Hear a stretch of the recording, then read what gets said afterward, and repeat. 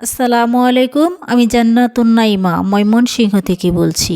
আশা করি যে যেখান থেকে আমার ভিডিওটি দেখছেন সবাই ভালো আছেন, সুস্থ আছেন। ফুরফুরা একটা মন নিয়ে সকালে আমি কাজে লেগে পড়লাম। এই তো আমার ছেলে খেলাধুলা করতেছি আর এদিকে হচ্ছে আমি কিছু জামা কাপড় গুছিয়ে নিচ্ছি। বাচ্চাদের পরীক্ষা শেষ হয়ে গেছে, সেজন্য বেড়ানোর জন্য প্রস্তুতি নিচ্ছি। আমার ছেলে তো নানা বাড়ি আসবে, সেজন্য পাগল হয়ে যাচ্ছে। আজ আমার মনটা অনেক ফুরফুরা, কারণ আমিও বাপের বাড়ি যাব। তার থেকে আমার আনন্দ কিন্তু কোনো অংশেই কম নয়। ফুরফুরা একটা মন নিয়ে আমি কাজে লেগে পড়লাম। এই তো জামা কাপড় কিছু গুছিয়ে নিচ্ছি, তারপর দুপুরের জন্য রান্না বান্না শুরু করে দিলাম।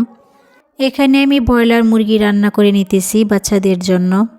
প্রথমে আমি মাংসটা একটু হালকা ভেজে নিব, তারপর রান্না করব। এই তো আমি পেঁয়াজ ভেজে নিচ্ছি, তারপর পরিমাণ মতো সব মশলা দিয়ে কষিয়ে নিব। বাপের বাড়ি মধুর হাঁড়ি, কখন যাব বাপের বাড়ি সেই আশায় আমার কাজ শেষ হচ্ছে না। কেন জানি না, যখন আমার বাপের বাড়ি যাওয়ার কথা মনে হয় তখন যেন আমার বেলায় শেষ হয় না। এদিকে আমি মশলা কষিয়ে নিচ্ছি, তারপর হচ্ছে মাংস দিয়ে দিব। অল্প একটু মাংস রান্না করতেছি, যেহেতু চলে যাব আমরা। আমার ছেলেকে জিজ্ঞাসা করেছি দাদু বাড়ি যাবে নাকি নানা বাড়ি যাবে। সে তো বলল প্রথমে আমি নানা বাড়ি যাব, তারপর হচ্ছে দাদু বাড়ি যাব। জানি না বাচ্চারা কেন শুধু নানা বাড়ির জন্যই বেশি পাগল। আমি তো আমার বাপের বাড়ি যাব, আমার মা বাবার কাছ থেকে আমি দোয়া নিয়ে আমি আমার ব্লগ শুরু করব। এটা আমার প্রথম ব্লগ। আমি আমার মায়ের কাছ থেকে দোয়া নিয়ে তারপরে শুরু করব, সেটাই ছিল আমার ইচ্ছা। আমি চাচ্ছি সশরীরে গিয়ে আমার মায়ের কাছ থেকে দোয়া নিব। আমার মা আমার মাথায় হাত রেখে দোয়া করবে। করেও যদি বলতাম মা তুমি আমার জন্য দোয়া করো, আমি কাজ শুরু করছি, তারপরেও আমার মা দোয়া করত। তবে আমি চাচ্ছি আমার মায়ের কাছ থেকে সরাসরি আমি দোয়াটা নিব। প্রত্যেকটা মাই চাই তার সন্তান সফল হোক, ভালো থাকুক, মা সন্তানের আশাগুলো পূর্ণ হোক।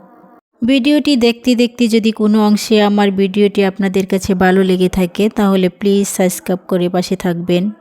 যতক্ষণ পর্যন্ত আমার মায়ের কাছ থেকে আমি সশরীরে দোয়া নিতে না পারলাম ততক্ষণ আমার তৃপ্তিই হলো না। আমাদের যাওয়ার রাস্তা, এই তো রাস্তার একটু ভিডিও করে নিলাম। এই যে চিকন একটা রাস্তা দেখতে পাচ্ছেন, আমি ছোটোবেলা থেকে এই রাস্তা দিয়ে হাঁটছি।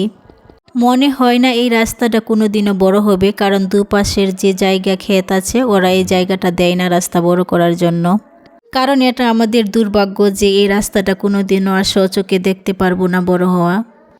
এই তো আমি আমার বাপের বাড়ি চলে আসছি। আপনাদের সকলের সুস্বাস্থ্য কামনা করে আমি আজকের মতো বিদায় নিচ্ছি। আসসালামু আলাইকুম রহমতুল্লাহ। এই তো আমার মা আমার জন্য দোয়া করছে, একটু নিলাম।